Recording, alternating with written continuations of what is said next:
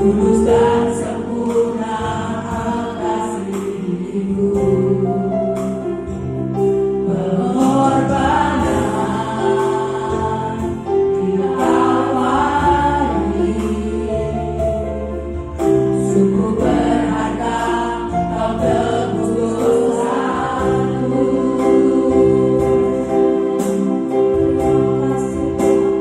Terpujilah Tuhan.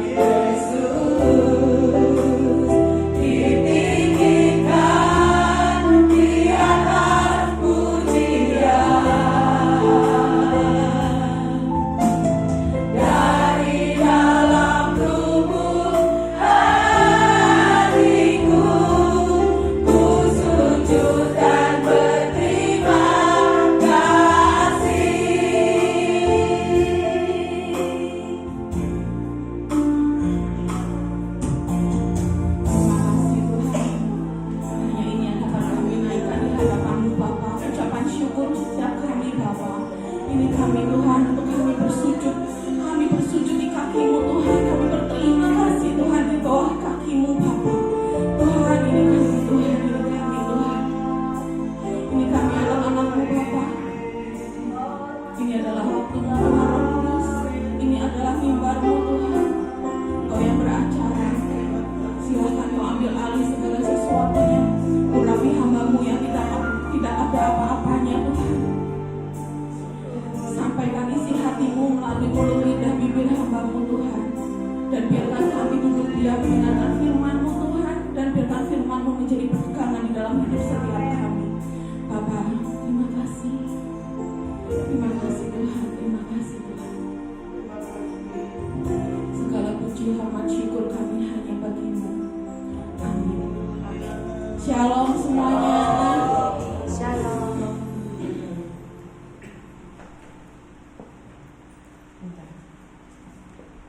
Shalom, apa kabar hari ini? Luar biasa. Yuk kita belajar kemenangan dalam peperangan rohani. Belum, sebentar. Ya. Kita belajar kemenangan dalam peperangan rohani. Peperangan rohani itu apa sih? Apa kita berperang menggunakan senjata, atau kita berperang di alam roh, atau kita berperang memerangi orangnya, atau apa? Berperang dalam roh. Berperang dalam roh. Terus apa lagi? Memerangi iblis. Memerangi iblis. Terus Memerangi karakter. memerangi karakter.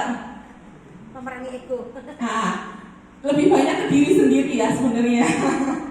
Ya, peperangan rohani adalah konflik yang tidak terlihat antara kekuatan Allah dan kekuatan jahat. Dalam artinya di sini bukan kekuatan jahat manusianya, tapi rohnya yang mempengaruhi kehidupan manusia, terutama dalam hal iman, pikiran, dan ketaatan kepada Tuhan. Jadi di sini ada dua kubu. Kubu Tuhan, kubu Allah, dan kubu si jahat. Di dalam diri kita sendiri itu sebenarnya juga ada dua kubu. Kalau kita mau jujur, ada kubu yang baik dan ada kubu yang jahat. Kita setiap hari, bukan setiap hari lagi, bahkan setiap detik pun sebenarnya kita berperang. Saat kita bangun tidur, bahkan saat kita tidur pun sebenarnya kita berperang. Karena apa? Ada juga yang mimpi buruk. Itu di alam bawah sadarnya kita tuh kita sedang mungkin mengalami kesusahan, mungkin sampai kita pikirannya tuh kacau, sampai terbawa di alam bawah sadar. Itu sebenarnya kita juga sedang perang. Sebenarnya bukan perang dalam artian perang Israel. Enggak, peperangan rohani di sini ya peperangan untuk diri kita sendiri. Nah, kita sebenarnya ini ada dua kubu, kubu Tuhan dan kubu iblis. Kubu Tuhan akan membawa keselamatan untuk kita. Kubu iblis akan membawa kita untuk masuk dalam kebinasaan. Karena itu tujuannya iblis untuk membawa manusia binasa. Karena iblis nggak seneng nih manusia masuk dalam keselamatan. Nah, sekarang apa sih bentuk-bentuk peperangan rohani? Pertama, pergumulan di dalam pikiran. Ini peperangan yang paling dahsyat. Semua berawal dari di pikiran. Orang mau berbuat baik, orang mau berbuat jahat, itu berada dari pikiran dulu sebelum melakukan tindakan. Nah, contohnya apa? Kita bohong. Bohong itu berasal dari mana? Sebelum mulut mengatakan perkataan yang bohong, pikiran sudah berpikir untuk bohong dulu pastinya. Gak mungkin kalau pikiran gak memikirkan perkataan yang bohong, mulut langsung ngomong. Gak mungkin, gak bisa. Terus kedua, contohnya lagi, ketakutan. Ketakutan itu berasal dari mana? Sebenarnya pikiran juga. Pikiran kita takut, jadinya galau. Kita mau melakukan apa? Bukan takut dalam artian cuma takut. Manusia takut normal. Bedakan antara takut dan ketakutan. Manusia takut itu normal. Ketakutan itu apa? Ketakutan itu sampai sesuatu yang takut itu sampai dibawa ke alam bawah sadar. Sampai kita benar-benar ketakutan, gak bisa ngapa-ngapain, gak bisa berpikir jernih, gak bisa berpikir bertindak yang baik. Nah itu sampai ketakutan, benar-benar ketakutan. Aku ketakutan banget nih. Kalau takut itu hanya saat itu saja. Terus kita serahkan kembali ke Tuhan. Tuhan, ya udahlah Tuhan, aku percaya janjimu, aku pegang janjimu. Nah itu. Terus apalagi contohnya keraguan-raguan. Keraguan-raguan ini juga berasalnya dari pikiran juga. Orang yang ragu-ragu, tindakannya juga pasti apa ya? Enggak, tindakannya juga pasti ragu-ragu, enggak tepat. Kebanyakan kalau orang yang ragu-ragu mengambil keputusan itu ragu-ragu, itu tindakannya enggak tepat. Bagaimana menaklukkannya? Tadi peperangan rohani, pertama pergumulan di dalam iman, di dalam pergumulan dalam pikiran. Gimana sih menaklukkannya? Tuhan udah mengajarkan. Tuhan itu Tuhan yang luar biasa banget. Segala sesuatu permasalahan kita di bumi ini ada jawabannya di Alkitab. Bahkan untuk apa ya? Untuk pergumulan dalam pikiran pun Tuhan kasih firman-Nya. Kita buka ya di 2 Korintus 10. 2 Korintus 10 ayat ke-5. Kami mengatakan setiap siasat orang dan merubuhkan setiap kubu yang dibangun oleh keangkuhan manusia untuk menentang pengenalan akan Allah. Kami menawan segala pikiran dan menaklukkannya kepada Kristus.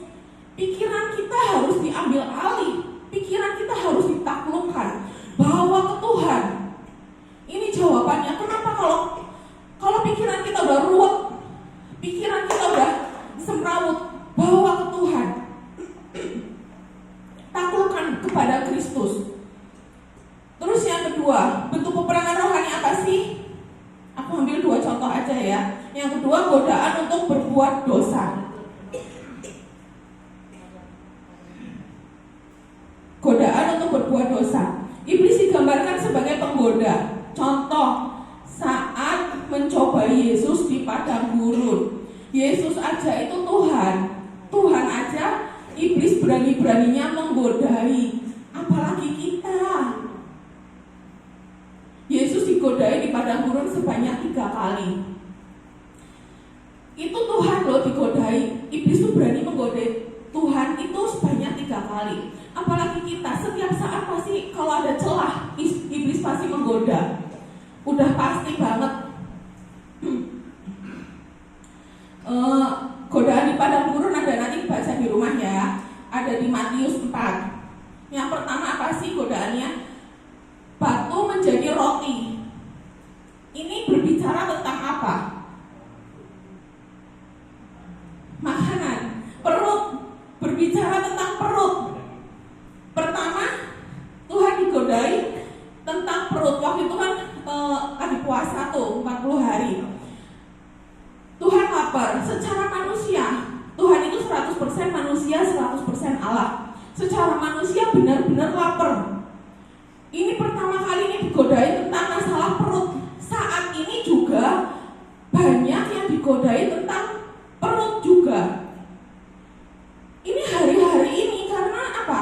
Dunia sedang mengalami resesi. Orang cari uang semakin mudah banget. Gak boleh kan ngomong semakin susah, harus semakin ngomong mudah banget. Itu gimana? Nah, itu kita digodai secara jasmani, kebutuhan jasmani kita, kebutuhan fisik kita. Itu. Dan itu sebenarnya apa? Sudah dikalahkan loh sama Tuhan loh. Godaan pertama udah dikalahkan sama Tuhan. Kalau ada yang iblis menggoda kita untuk masalah perut, perkatakan, kamu sudah dikalahkan 2000 tahun yang lalu oleh Tuhan. Itu udah dikalahkan sama Tuhan. Terus yang kedua apa? Yang kedua, jatuhkanlah dirimu ke bawah, maka malaikat-malaikat akan menatang kau di atas mencobai lagi iblisnya. Yang pertama nggak bisa, kasih cobaan kedua, sampai cobaan yang ketiga. Yang ketiga, kerajaan dunia dan kemegahannya. Itulah kenapa kalau manusia yang pengen cepat kaya, mereka nggak datangnya ke Tuhan, enggak. Karena Tuhan lama, Tuhan butuh proses. Nah, mereka datangnya kemana? Ke Gunung Kawi. Gunung Kawi, kebanyakan Gunung Kawi. Langsung iblis kasih kekayaan. Karena memang kekayaan udah diberikan ke iblis. Langsung iblis kasih kekayaan. Tapi jangan salah, iblis itu masih menuntut. Gak ada yang gratis sama iblis. Kalau sama Tuhan itu gratis karena Tuhan penuh dengan kasih karunia. Kalau sama iblis pasti nanti keturunannya entah itu kenapa, entah itu mungkin ada yang cacat, entah itu mungkin kawin cerai dan yang lain sebagainya. Karena iblis pasti menuntut. Iblis tidak pernah tinggal diam. Dia gak pernah memberikan sesuatu yang gratis. Ingat ya, catat bukan hanya di sini saja, catat benar-benar di otak, di hati. Jangan sampai minta pesugihan ke iblis, karena iblis pasti menuntut. Jangan sampai iblis bukan artian ya mungkin yang ada yang manggil, kalau dulu aku juga pernah, aku ngaku dosa. Dulu aku juga pernah main, nggak minta pesugihan, nggak. Aku main jalakung. Nah itu ada juga. Nah itu sama teman-teman sekolah kan, dulu waktu zaman SMP kan nggak ngerti. Nah itu ada yang masuk, benar-benar masuk, suka masuk goyang-goyang, tinggal pergi. Iya aku juga. Nah itu jangan main seperti itu juga. Jangan minta pesugihan. Pertama itu sama iblis, itu yang benar-benar jelas-jelas iblis loh. Jalakung itu masih kayu kan, gak ada isinya. Terus kita panggil arwah, itu bisa gerak, itu benar-benar dimasukin arwah. Itu. Atau minta pesugihan sama siapa? Sama dukun. Dukun ya sama juga. Dukun itu antek-anteknya siapa? Iblis. Nah itu, jangan minta pesugihan sama dukun juga. Dukunnya sekarang kalau dipikir ya, kita minta pesugihan sama dukun, lah dukunnya aja masih cari duit dari kita. Jangan dibodohi mau gitu loh, jangan dibodohi. Pakailah otak lah. Kita bayar dukun, dukunnya aja masih makan uang kita loh. Nah itu. Omnya di belakang ketawa omnya. Maaf ya Om. Nah itu. Tapi ini kebenaran, ini harus diomongin, jangan kita bodoh. Iblisnya, ya dukunnya aja masih, maaf juga, iblisnya aja masih miskin, kita minta ke yang miskin ya sama aja lah. Pakai otak lah. Rasional kita dipakai. Nah itu ya. Kita buka sih. Tuhan itu kasih selengkap senjata Allah. Yang hari Sabtu kemarin dengerin MB Budian siapa? Kan berulang kali ngomong selengkap senjata Allah. Tapi nggak dijelaskan. Cuma ngomong senjata Allah. Nah ini aku lanjutannya nih. Kita jelasin senjata Allahnya. Yuk, kita buka di Efesus 6 ayat 10 sampai 18.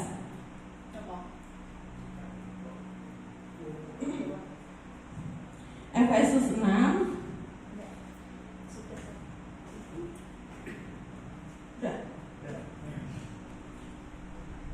kita baca ya.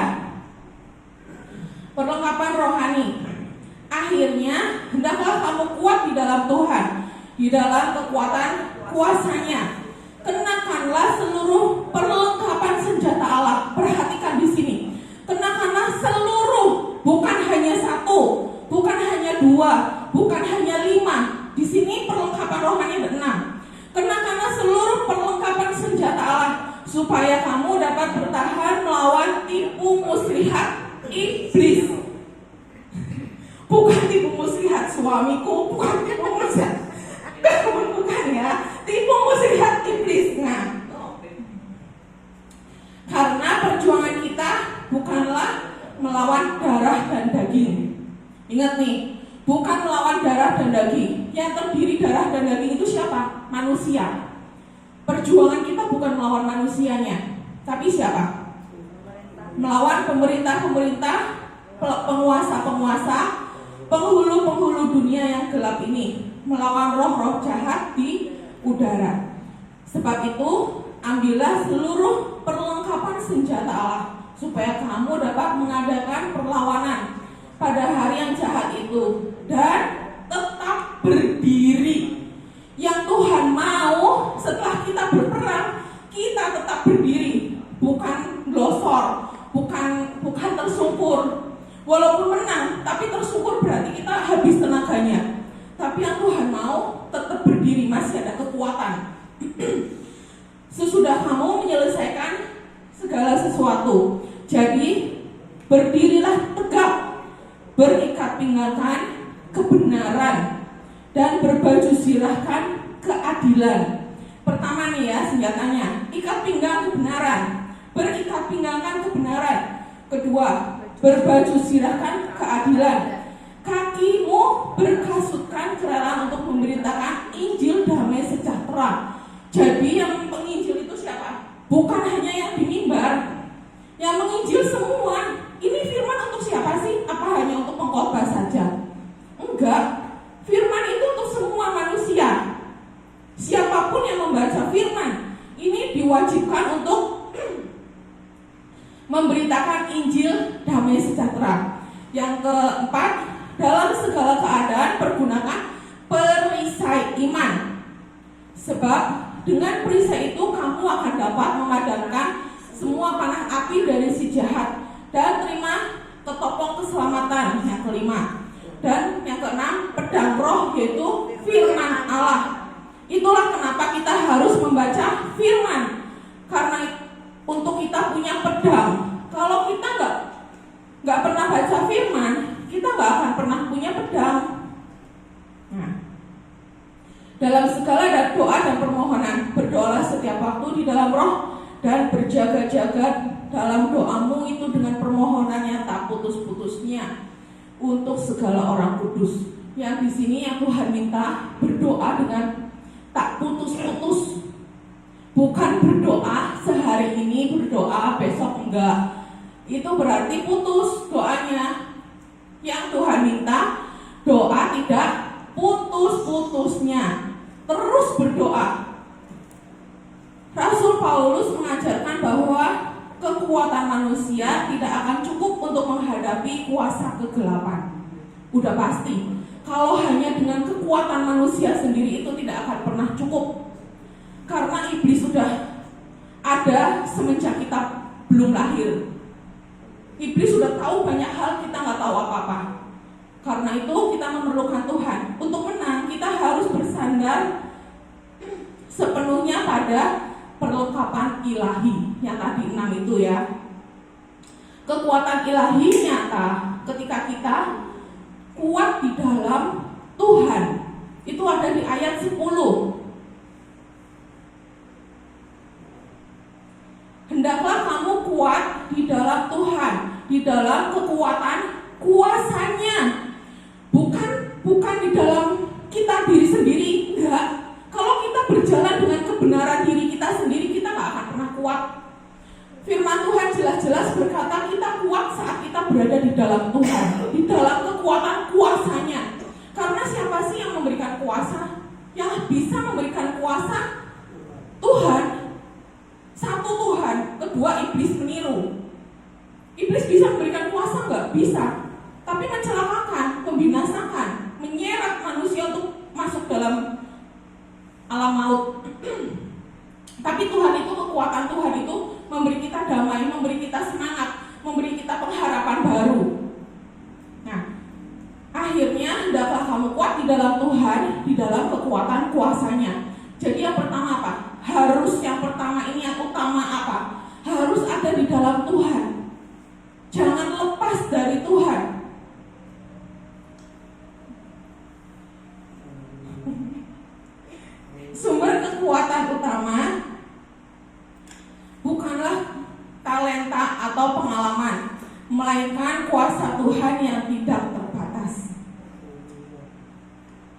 Nanti dipraktekin ya. Siapa aja dipraktekin, bener nggak nih? Yang aku ngomong dipraktekin, bener nggak? Kalau kita benar-benar pertama harus di dalam Tuhan, terus kenakan selengkap senjata Allah. Sumber kekuatan utama kita bukanlah talenta atau pengalaman, itu nggak ada apa-apanya. Tuhan sumber talenta, Tuhan sumber karunia.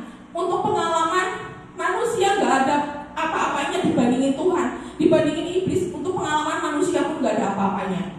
Jadi siapakah kita? Melainkan kuasa Tuhan yang tidak terbatas. Sumber kekuatannya adalah kuasa Tuhan yang tak terbatas. Menjadi kuat dalam Tuhan berarti mengakui kelemahan diri dan bergantung sepenuhnya kepada otoritas Kristus. Kita benar-benar harus menjadi rendah hati. Kita tahu diri. Kita tahu diri dari mana kita diambil. Di sini aja kita tahu kan. Kita nggak bisa apa-apa tanpa Tuhan. Tanpa Tuhan yang memberikan kuasa, kita nggak bisa berbuat apa-apa. Kemenangan dimulai saat kita berhenti mengandalkan kekuatan diri sendiri. Karena dalam kelemahan manusia, kuasa Tuhan justru dinyatakan. Itu kan ada firman-Nya juga kan? Di dalam 2 Korintus 12 ayat ke-19. Kita buka ya. Di sini ada 2 Korintus 19. 2 Korintus 12 ayat 19.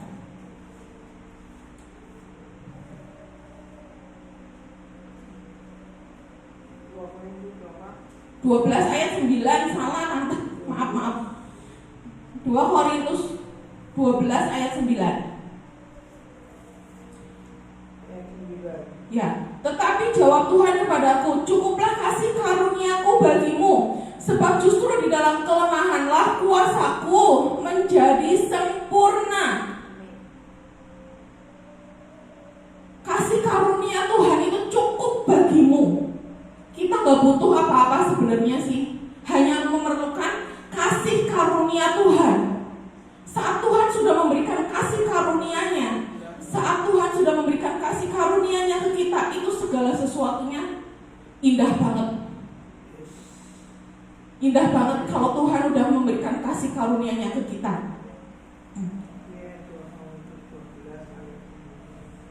Terus yang kedua tadi kekuatan ilahi nyata ketika yang pertama kuat di dalam Tuhan. Yang kedua mengenakan perlengkapan senjata Allah. Yuk kita bahas ya satu persatu. Tadi di Efesus 6 ayat 10. Sekarang di ayat 11-nya. Mengenakan perlengkapan senjata Allah. Yang pertama apa? Kenakanlah seluruh perlengkapan senjata Allah supaya kamu dapat bertahan melawan tipu muslihat iblis. Karena perjuangan kita bukanlah melawan darah dan daging, tetapi melawan pemerintah-pemerintah, melawan penguasa-penguasa, melawan penghulu-penghulu dunia yang gelap ini, melawan roh-roh jahat di udara. Sebab itu ambillah seluruh perlengkapan senjata Allah supaya kamu dapat mengadakan perlawanan pada hari yang jahat itu dan tetap berdiri sesudah kamu menyelesaikan segala sesuatu. Jadi berdirilah tegap. Yang pertama apa? Berikat pinggangkan kebenaran. Apa sih yang dimaksud dengan ikat pinggang kebenaran? Nah, ikat pinggang. Aku sambil di sini ya. Nah, contoh kali ya. Nah, ikat pinggang kebenaran. Aku nggak ada itu sih ya. Nggak ada. Iya. Ikat pinggang kebenaran. Kelihatan nggak ya sampai belakang ya? Kelihatan. Ikat pinggang itu yang di tengah. Ikat pinggang itu yang di tengah. Ini gambar kalau orang Romawi itu mau berperang tuh seperti ini. Ini atas nih, ketopong keselamatan. Yang kedua baju sirah keadilan. Itu baju sirahnya itu bajunya terbuat dari besi. Yang ketiga perisai iman yang seperti tameng itu. Ini perisai iman. Yang keempat ikat pinggang kebenaran, sabuknya itu. Yang kelima pedang roh, dia kan bawa pedang kan. Terus yang keenam kasut memberitakan Injil damai sejahtera. Yang pertama ya, ikat pinggang kebenaran. Apa sih ikat pinggang? Pada zaman dahulu itu ikat pinggang dipakai oleh tentara. Untuk apa? Untuk mengikat pakaian agar tidak mengganggu. Jadi kalau misalkan mau perang, nggak pakai ikat pinggang, barangkali kebesaran, barangkali apa ya? Jadi waktu perang nggak ribet dengan pakaian yang dipakainya. Terus yang kedua, fungsinya ikat pinggang apa? Untuk menopang senjata. Biasanya di belakang itu kan ada senjata-senjata lagi tuh. Kalau perang beneran, nah itu dimasukin ke ikat pinggang. Terus memberi kesigapan untuk bergerak. Saat kita pakai ikat pinggang, itu jadi kita lebih sigap, rasanya lebih siap untuk bergerak. Secara rohani, kebenaran adalah dasar yang mengikat dan menopang seluruh hidup kita. Kebenaran, kita harus berbuat benar di dalam kebenaran. Kebenaran ya, apa sih itu kebenaran? Kebenaran akan firman Tuhan, berpegang kepada ajaran Tuhan, hanya pada ajaran Injil, bukan pada ajaran yang lain. Terus hidup yang jujur, tulus, dan tidak hidup di dalam kemunafikan. Jadi iblis gak bisa menuntut kita. Kalau kita hidup di dalam kemunafikan, iblis masih bisa menuntut. Lah, kamu ngomongnya seperti itu tapi perbuatannya seperti itu kita gak hidup di dalam kebenaran. Ya. Terus yang kedua, baju sirah keadilan. Baju sirah keadilan itu bajunya itu pakai besi. Apa sih yang dimaksud dengan baju sirah keadilan? Ini pada zaman dahulu baju sirah dipakai tentara untuk melindungi dada dan organ-organ vital, terutama jantung. Karena itu kan bagian depan nih, dia melindungi organ-organ vital. Terus menjaga bagian paling penting dari tubuh saat diserang. Kan pakainya besi. Kalau kena panah itu nggak kena, maksudnya nggak nembus karena besi. Secara rohani berarti melindungi hati dan batin kita. Inilah kenapa tidak ada satupun panah api dari si jahat yang bisa mengena pada kita saat kita menggunakan baju sirah keadilan. Keadilan di sini berbicara tentang benar di hadapan Allah dan perilaku yang sesuai dengan kehendak Tuhan. Benar di hadapan Allah loh, bukan benar di hadapan manusia. Bukan benar di hadapan siapapun, tapi hanya benar di hadapan Allah. Karena belum tentu benar di hadapan manusia itu pasti benar di hadapan Allah. Nggak semua perbuatan yang manusia pikir benar itu benar di hadapan Allah. Itu yang Allah mau. Yang ketiga, kasut kerelaan memberitakan Injil. Kasut dipakai untuk apa? Pertama, melindungi kaki. Kedua, memberi kestabilan saat kita berjalan, saat kita berdiri. Jadi nggak sakit, nggak kena mungkin batu-batu atau apa. Terus yang ketiga, memudahkan bergerak jauh di medan perang. Kalau perang zaman dulu kan jauh, pasti jaraknya kan jauh. Memudahkan kita untuk bergerak. Injil memberi dasar yang kuat dan kesiapan untuk berjalan di dalam hidup dan keberanian untuk melangkah. Kita semua dikasih kaki untuk melangkah.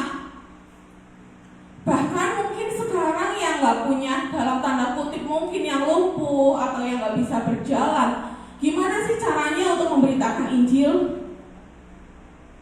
Sekarang sudah banyak medsos yang dipakai. Kita bisa ngomong di situ. Atau kalau mungkin bisu juga gak bisa ngomong juga dan lumpuh, kita masih bisa ngetik. Tuhan punya banyak cara untuk memakai umatnya. Tinggal umatnya itu mau atau tidak. Jadi sekali lagi, memberitakan Injil bukan hanya tugas pengkhotbah, memberitakan Injil adalah tugas kita semua. Karena apa? Kita adalah suratan terbuka. Terus yang keempat, perisai iman. Perisai. Nah, perisai yang di sini nih, perisainya sebenarnya kurang besar. Ada yang besar lagi. Kita lihat ya, perisai itu digunakan untuk apa sih? Perisai digunakan untuk melindungi seluruh tubuh. Nah, jadi saat ada serangan tuh, jadi perisai kan dipegangnya di sini. Di sininya kan perisai nih. Kita ini berlutut. Perisainya tuh buat perlindungan. Seperti ini. Jadi seluruh tubuh itu nggak kena. Jadi seluruh tubuh itu masuk dalam perisai itu. Tubuhnya itu ketutup sama perisai. Nah, ini perisai iman. Perisai digunakan untuk melindungi seluruh tubuh, menahan panah api musuh, menjadi pertahanan utama saat diserang. Saat kita punya iman, kita ada iman, ada perisainya. Secara rohani, iman adalah perlindungan utama terhadap serangan rohani. Iman itu apa sih sekarang? Percaya pada Tuhan sepenuhnya. Percaya pertama, harus percaya sama Tuhan sepenuhnya. Gak percaya setengah-setengah, gak percaya 3/4. Harus bulat utuh 100%. Percaya sama Tuhan sepenuhnya. Terus percaya pada apa lagi? Untuk perisai iman ini, percaya pada janji Tuhan. Saat kita melihat masalah di depan kita, hati kita sudah mulai goyah, pikiran sudah kacau, hati mulai goyah. Kok seperti ini Tuhan? Kita angkat janji Tuhan. Janji Tuhan ada di mana sih? Di Alkitab banyak janji-janji Tuhan. Kita angkat. Tuhan, Kaulah pembelaku. Katakan sesuatu yang membangkitkan iman. Percaya walau keadaan sulit. Fungsi perisai iman memadamkan serangan pikiran negatif. Saat kita punya iman, kita ada perisai. Jadi saat pikiran negatif muncul, langsung ditepis. Pikiran negatif muncul, langsung perkatakan iman, perkatakan janji-janji Tuhan, perkatakan sesuatu firman Allah yang membangkitkan lagi. Terus menahan keraguan, melindungi hati dari ketakutan. Terus memberi kekuatan untuk tetap berdiri. Saat pikiran negatif sudah nggak ada, kita sudah menjadi sudah nggak takut lagi, pasti ada kekuatan untuk berdiri lagi. Nah, di sini katakan, ketika firman Tuhan ada di hatimu, kamu tidak akan mudah goyah karena kamu punya perisai yang kuat untuk menahan semua serangan iblis. Semua firman Allah adalah murni. Ia adalah perisai bagi orang-orang yang berlindung padanya, yang berlindung kepada Tuhan, bukan berlindung kepada manusia, bukan berlindung kepada yang lain, tetapi berlindung kepada Tuhan. Terus yang kelima, senjatanya apa lagi? Ketopong keselamatan. Balik lagi kok. Nah, ketopong keselamatan. Ketopong keselamatan itu seperti helm ya, dipakai di kepala. Ketopong itu seperti helm. Fungsinya apa? Untuk melindungi kepala, menjaga bagian paling vital, yaitu otak, dari serangan secara rohani. Yang ada di kepala kita apa sih?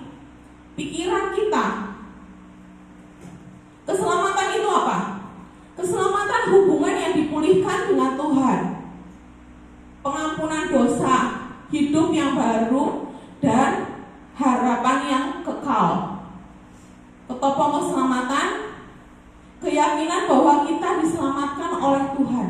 Jadi saat pikiran kita sudah mulai mau diserang oleh iblis, perkatakan, aku telah ditebus oleh darah yang mahal, aku telah diselamatkan oleh Kristus. Jadi keselamatan kekal itu kita sudah peroleh, tinggal kita mengusahakannya. Karena penebusan oleh darah Kristus itu hanya 1 kali. Terus yang keenam, pedang roh. Pedang roh itu apa? Pedang roh itu firman Tuhan. Pedang senjata untuk menyerang dan bertahan, dipakai dalam pertempuran jarak dekat. Pertempuran jarak dekat, untuk pedang itu dipakainya kan pedang nggak mungkin panjang banget kan, nggak bisa juga. Pedang itu dipakai untuk pertempuran jarak dekat. Secara rohani, firman Tuhan adalah senjata aktif untuk melawan serangan rohani. Kebenaran yang diucapkan dan dipegang dalam iman, dipahami, dipercaya, dan digunakan dalam hidup. Dengan apa? Dengan deklarasi. Deklarasi, naikkan ayat-ayat firman Tuhan. Deklarasikan setiap hal-hal yang buruk menjadi hal yang baik. Mungkin saat kita deklarasi, saat kita menaikkan ayat-ayat firman Tuhan yang membangkitkan semangat kita, saat itu gak terjadi apa-apa. Tapi gak ada yang sia-sia di hadapan Tuhan. Percaya, suatu saat pasti itu akan terjadi. Apa yang kita deklarasikan, apa yang kita gemakan, itu pasti akan balik ke kita sendiri. Seperti kita berada di ruangan kosong, kita ngomong kayak gini, pasti suaranya bergema. Dan itu gemanya akan memantul ke kita sendiri. Begitu juga saat kita mendeklarasikan firman Tuhan. Karena apa? Saat kita mendeklarasikan firman Tuhan, telinga kita mendengar. Telinga siapa lagi yang mendengar? Telinga iblis mendengar. Telinga siapa lagi yang mendengar? Telinga Tuhan juga mendengar. Apa yang terjadi saat kita mendeklarasikan firman? Untuk kitanya sendiri, saat telinga kita mendengar, kita mendapat kekuatan yang baru. Untuk iblis, berusaha untuk menggagalkan apa yang kita minta tidak terjadi. Untuk Tuhan, berusaha untuk menggenapi apa yang kita gemakan. Nah itu. Jadi jangan pernah berhenti untuk menaikkan deklarasi, naikkan ayat-ayat firman. Saat kita mulai lemah, naikkan ayat-ayat firman. Fungsinya untuk mengalahkan godaan, menguatkan iman saat lemah. Ini pedang roh ya. Jadi ada 6 ya tadi ya. Selengkap senjata Allah ada 6. Gak tahu fungsinya. Itu dipraktekkan ya. Apalagi hari-hari terakhir ini luar biasa banget. Kalau kita nggak, aku selalu ngomong, kalau kita nggak menyemangati diri kita sendiri, siapa yang mau menyemangati kita? Orang sekeliling kita, teman kita juga merasakan hal yang sama. Orang teman kita juga, ya kita mengalami resesi, teman kita juga mengalami resesi. Kita lagi down imannya, teman kita juga mungkin juga lagi down imannya. Karena itu kita harus menyemangati diri kita setiap hari, setiap saat. Dengan apa? Gunakan selengkap senjata Allah. Ini kuncinya. Tuhan itu baik banget. Tuhan itu maha tahu. Karena itu sebelum segala sesuatunya terjadi, Tuhan udah kasih dulu. Ini loh, jalan keluarnya tuh ini. Allah menyediakan perlengkapan senjata rohani, kebenaran, keadilan, kerelaan, iman, keselamatan, dan firman untuk melindungi setiap bagian hidup kita. Dari ujung kepala sampai ujung kaki, Tuhan perhatikan enggak kalau kita lihat selengkap senjata Allah. Mulai dari ketopong keselamatan sampai kasut kerelaan untuk memberitakan Injil damai sejahtera. Itu melambangkan juga dari ujung kepala sampai ujung kaki. Tuhan memperhatikan sampai sedetil hidup kita. Percaya sama Tuhan, percaya sama Tuhan. Kita harus mengenakan seluruh perlengkapan senjata, bukan hanya sebagian, agar tidak ada celah bagi musuh untuk menyerang. Firman Allah adalah senjata penyerang, pedang roh yang mampu mematahkan setiap ambisi dan tipu daya. Jelas ya di sini ya. Kenakan selengkap senjata Allah. Terus yang ketiga, tadi kan yang pertama kuat di dalam Tuhan. Yang kedua mengenakan perlengkapan rohani. Yang ketiga, kita tetap harus konsisten di dalam doa. Di ayat ke-18, ayat 18, Dalam segala doa dan permohonan, berdoalah setiap waktu di dalam roh, dan berjaga-jagalah di dalam doamu itu dengan permohonan yang tak putus-putusnya untuk segala orang kudus. Berdoalah setiap waktu di dalam roh dan berjaga-jaga dalam doamu itu dengan permohonan yang tak pernah putus-putusnya. Berdoa setiap waktu loh, Tuhan minta. Doa setiap waktu, bukan hanya sesekali, bukan hanya sewaktu-waktu, tapi berdoa setiap waktu. Jadi kalau misalkan lagi jaga toko, bisa nggak doa? Bisa banget. Kalau lagi nyetir, bisa nggak doa? Bisa banget. Tuhan itu tak terbatas oleh ruang dan waktu. Tuhan itu roh. Kita harus berdoa di dalam roh, masuk dalam keintiman, minta selalu untuk terhubung dengan Tuhan. Minta tuh selalu berpaut, hati kita tuh selalu berpaut dengan Tuhan. Doa adalah jalur komunikasi dan nafas dalam peperangan rohani. Kalau kita mengenakan selengkap senjata Allah tapi nggak pernah berdoa, ya sama aja. Tanpa doa, perlengkapan senjata kita menjadi tidak berdaya. Karena doa itu kekuatan. Berdoa setiap waktu di dalam roh menjaga kita tetap waspada dan terhubung dengan strategi Tuhan. Konsistensi dalam doa menunjukkan kerendahan hati bahwa kita membutuhkan intervensi ilahi setiap hari. Orang yang gak pernah berdoa menunjukkan orang itu sombong. Dia merasa gak butuh Tuhan, dia merasa gak perlu Tuhan. Karena itu dia gak pernah berkomunikasi dengan Tuhan. Karena itu dia gak pernah meminta hubungan yang baik dengan Tuhan. Orang yang gak pernah berdoa itu pasti sombong. Aku gak usah ketemu orangnya, gak usah. Tapi aku bisa memastikan orang yang gak pernah berdoa itu pasti orangnya sombong. Karena doa apa? Doa mengubah hati kita. Doa mengubah setiap karakter kita. Setiap karakter-karakter yang tidak baik yang ada pada kita saat kita berdoa, saat kita mulai membangun hubungan yang intim dengan Tuhan, kita merasa, Tuhan, kok aku seperti ini ya? Kok hatiku jadi seperti ini ya? Tuhan, beresi hatiku, Tuhan, beresi hatiku. Bukan untuk siapa-siapa sebenarnya, untuk kita sendiri. Lah kalau Tuhan sih, dalam tanda kutip Tuhan untungnya apa? Ya untuk kita sendiri. Tuhan, beresi hatiku, Tuhan. Walaupun mungkin di depan ini ngomong baik-baik, tapi yang tahu dalam keadaan hati kita seperti apa tuh kita sendiri. Ada sesuatu yang Tuhan kita merasa nggak enak. Kok aku begini sih ya? Kok aku begini? Nah itu saat kita udah mulai ditegur seperti itu oleh Roh Kudus, langsung nih pemberesan dengan Tuhan. Tuhan, beresi hatiku, Tuhan. Ubah karakterku menjadi karakter Kristus. Ampuni aku, Tuhan. Langsung minta ampun. Langsung minta ampun, minta pemberesan sama Tuhan. Dan itu dilakukan berapa kali? Berkali-kali. Karena manusia, Tuhan tahu kok, manusia tuh lemah. Manusia tuh lemah. Berulang kali jatuh ke dalam dosa. Tapi saat kita tetap mau bertobat dengan hati yang benar-benar bertobat, bukan hati yang ya udahlah, nanti kan Tuhan pasti ini kasih pengampunan lagi, bukan dalam tanda kutip, bukan menyepelekan Tuhan juga, enggak.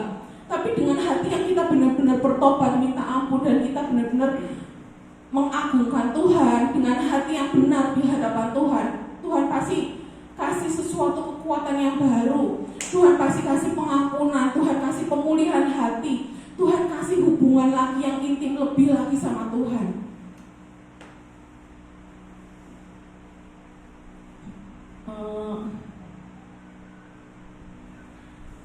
Hari-hari terakhir ini itu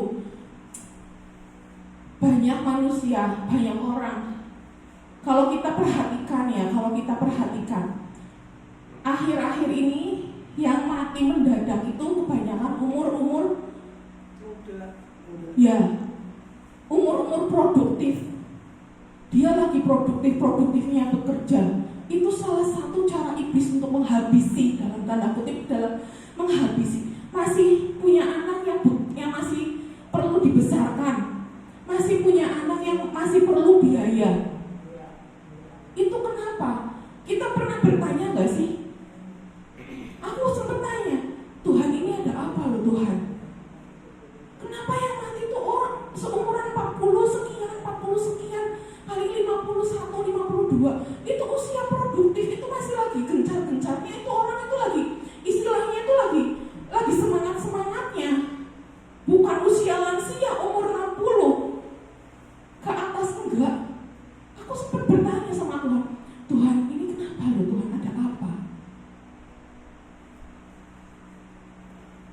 Jadi apa ya, hidup dan mati kita nggak pernah ada yang tahu. Tuhan kapan mau panggil kita pun gak ada. Dan kebanyakan yang mati itu matinya apa? Mendadak kan? Habis olahraga mati, lagi olahraga mati. Itu kebanyakan. Ini manusia yang suka olahraga ini sehat enggak? Kebanyakan kan sehat pasti, suka olahraga. Bahkan umur 15 pun banyak yang meninggal. Iya, itu usia muda, yang masih muda. Nah itu di situ mari kita refleksi. Mari kita refleksi. Yang pertama sih, yang aku yakin banget, kalau yang usia 40, sekitar 40-50 itu pasti banyak pikiran yang tidak bisa terucap. Itu pasti banyak pikiran. Semua diawali dari pikiran. Karena itu di atas ini kenakan ketopong keselamatan. Kita berkatakan, lakukan selengkap senjata Allah. Kenakan dan lakukan. Kenakan dan lakukan. Bukan hanya dikenakan saja. Kalau dikenakan saja gak dilakukan, ya gak bisa. Kenakan dan ambil tindakan.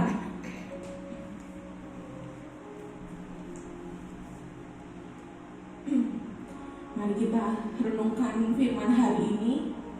Tuhan,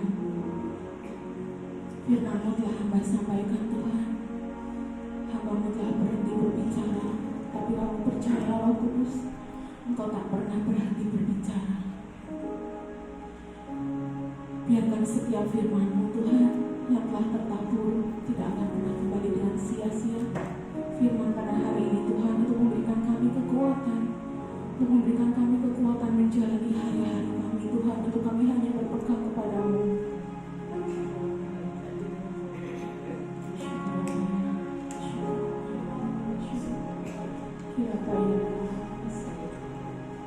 Kita ambil saat teduh sebentar.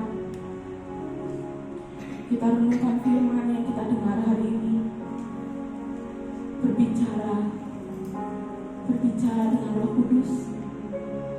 Berbicara dengan Tuhan pribadi, lepas pribadi. Bapa, ini kami Tuhan. Ini kami dengan segala keadaan kami.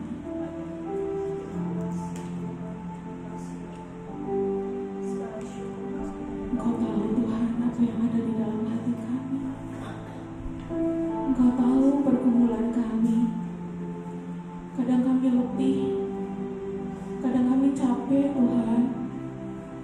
Ajari kami untuk jujur di hadapan-Mu. Ajari kami Tuhan. Bapa,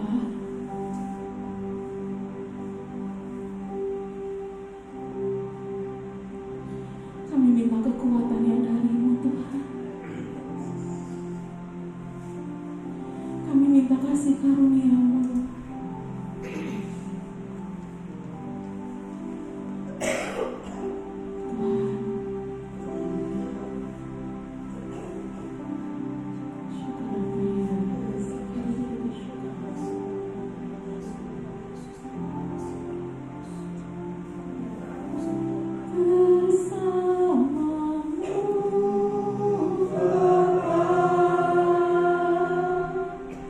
Ku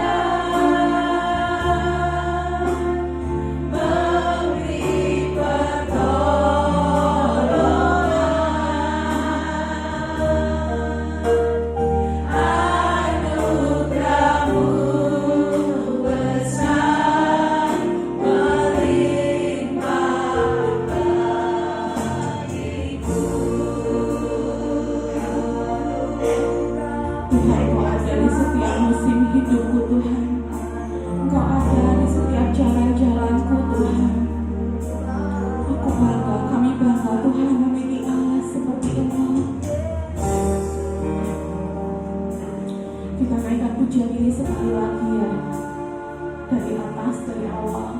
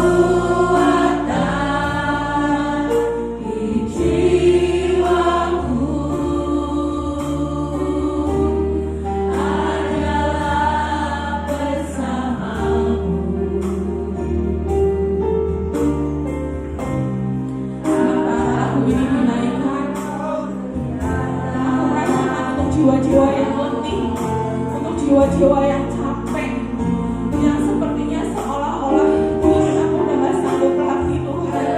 Aku udah gak sanggup lagi Tuhan. Tuhan,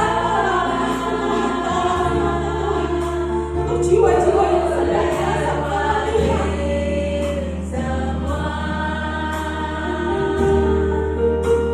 Aku panggil ke depan, maju didoakan.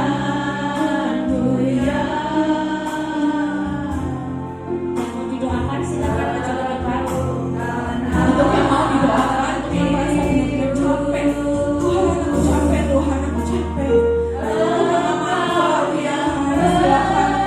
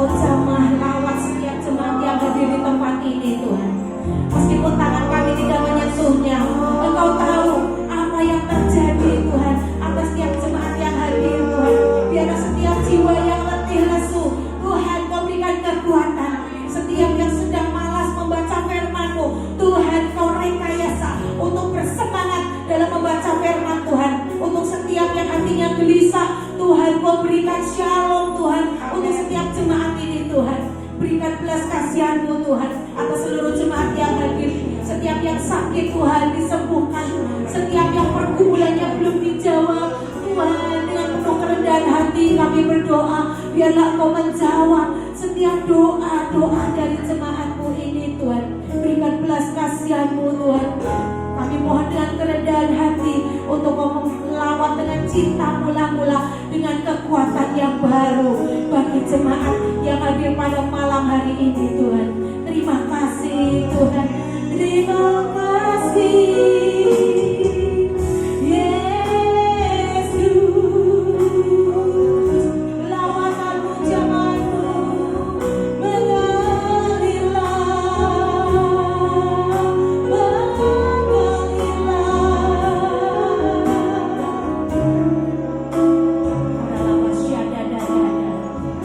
Terima kasih Tuhan. Mari saudara kita persiapkan hati. Kita mau masuk dalam doa syafaat. Persiapkan hatimu.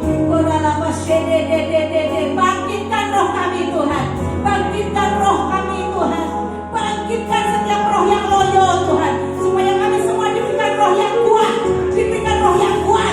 Untuk kami bisa berdoa. Untuk kami kuat dalam hadirat Tuhan. Untuk kami kuat dalam berdoa.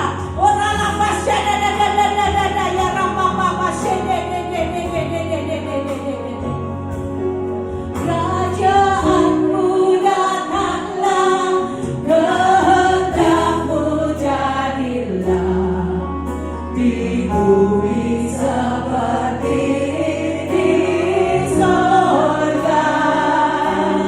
Kerajaan-Mu datanglah, kehendak-Mu jadilah di bumi seperti di sorga. Muliakanlah Raja segala raja, penguasa di udara diruntuhkan. Biarlah nama Tuhan ditegakkan sekarang. Kemuliaan kuasa-Nya atas kita. Kerajaan-Mu datanglah, kehendak-Mu jadilah di bumi seperti di sorga. Kerajaan-Mu datanglah, kehendak-Mu jadilah di bumi seperti di sorga. Di bumi seperti di sorga. Di bumi seperti di sorga.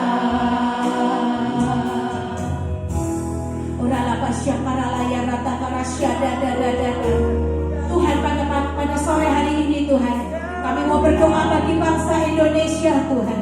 Tuhan, kami mau lepaskan shalom untuk Indonesia, untuk 38 provinsi di seluruh wilayah Indonesia.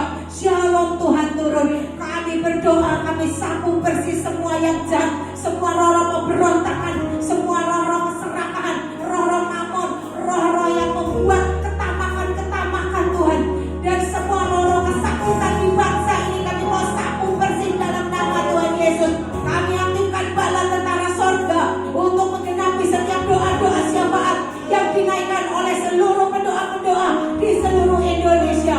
Kami dari IMRC Tegal menaikkan rantai unity untuk berdoa bagi bangsa Indonesia.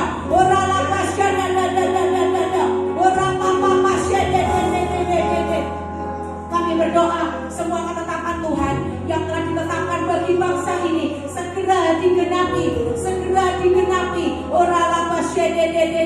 Kami deklarasikan Indonesia dilepaskan dari resesi, Indonesia dilepaskan dari kelaparan, Indonesia naik terus menuju kepada kemuliaan. Semua rencana iblis untuk membuat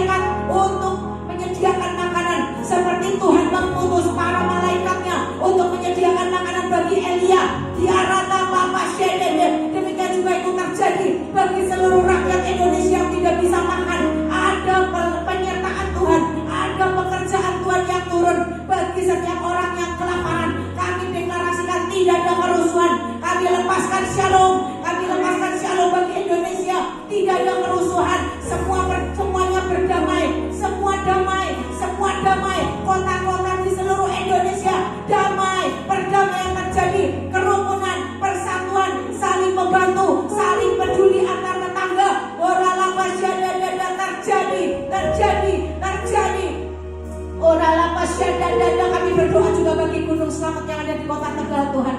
Kiranya tangan Tuhan yang perkasa, kiranya tangan Tuhan yang kuat beracara atas Gunung Slamet. Kami lepaskan shalom untuk daerah di mana ada Gunung Slamet berada. Kami berdoa tangan Tuhan yang kuat memegangi, mengendalikan setiap lempeng-lempeng bumi dan tanah yang kami injak. Kami serahkan menjadi milik Tuhan, dan juga tanah-tanah daerah sekitar Gunung Slamet menjadi milik Tuhan. Tidak ada pergerakan tanah yang merusak, tidak ada pergerakan tanah yang merusak. Juga yang ada di seluruh Indonesia tidak ada air naik. Kami berdoa Tuhan memberkati setiap swasembada pangan di seluruh wilayah Indonesia, sehingga Indonesia dilepaskan dari kelaparan. Tuhan kirimkan pengelola-pengelola yang ajaib bagi bangsa ini, sehingga semua dapat tertangani. Segala apapun yang terjadi, segala gejolak bangsa ini, Tuhan berikan hikmat, marifat dan kebijaksanaan bagi pemimpin-pemimpin bangsa kami, supaya bisa mengatasi segala apapun yang gejolak yang sedang terjadi. Tuhan, diberikan roh keberanian untuk melawan semua pekerjaan jahat. Kami berdoa setiap pekerjaan jahat dijungkir balikan, seperti Yesus menjungkir balikan meja-meja pedagang di bait Allah. Demikian juga Yesus menjungkir balikan setiap rencana jahat di belakang layar yang undang membuat kerusuhan atau huru-hara atas bangsa ini. Kami berdoa juga Tuhan, biar kerukunan, shalom dan persatuan terjadi atas bangsa ini. Tidak ada kasih yang menjadi dingin. Biarlah setiap kasih yang menjadi dingin Tuhan lawan dengan cinta mula-mula. Tuhan lawan dengan api Roh Kudus untuk menyalakan kembali setiap kasih yang menjadi dingin. Ya rata papa syakara ya rata papa. Terima kasih Tuhan, kami melepaskan berkat untuk Indonesia. Indonesia for Jesus, Indonesia for Jesus, Indonesia for Jesus. Kami juga serahkan kota Tegal untuk Tuhan. Lakukan apa yang Tuhan mau atas kota ini Tuhan. Kota Tegal for Jesus, kota Tegal for Jesus, kota Tegal for Jesus. Haleluya, puji Tuhan. Tuhan, kami juga berdoa untuk Gembala Sidang kami Pastor Thomas Chandra. Diberkatilah beliau dimanapun berada. Perlindungan Tuhan menyertai beliau. Apa yang beliau inginkan, biarlah Tuhan berikan kepada beliau. Dimanapun beliau berada, selalu ada dalam lindungan Tuhan. Terima kasih Tuhan. Diberkati juga setiap jemaat yang hadir di tempat ini Tuhan, dalam nama Tuhan Yesus. Terima kasih Tuhan Yesus. Biarlah Kau materaikan doa ini Tuhan. Dan terima kasih Bapa di sorga. Terima kasih Roh Kudus. Kami percaya pelayanan malaikat sedang bekerja menggenapi doa yang kami naikkan. Haleluya, puji Tuhan. Amin. Shalom saudara.